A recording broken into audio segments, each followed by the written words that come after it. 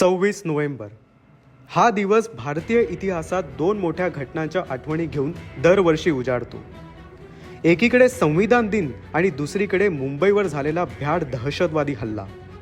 1949 साली याच दिवशी 1,45,000 शब्द, 25 भाग, 440 अनुच्छेद, 12 अनुसूच्यांची वैशिष्ट्ये असणाऱ्या आपल्या संविधानाचा स्वीकार झाला.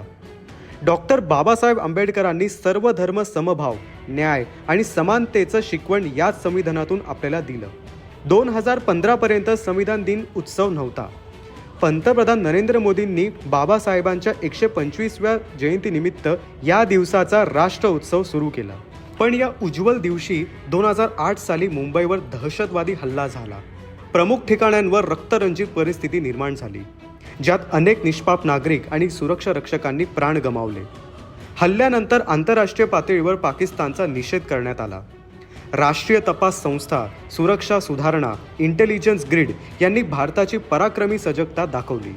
आज 26 नोव्हेंबर रोजी माझा संविधान माझा अभिमान आणि भारत कधीही दहशतवादीला झुकणार नाही ही शपथ आपल्या भारतीय मनात कायम जपूया. धन्यवाद.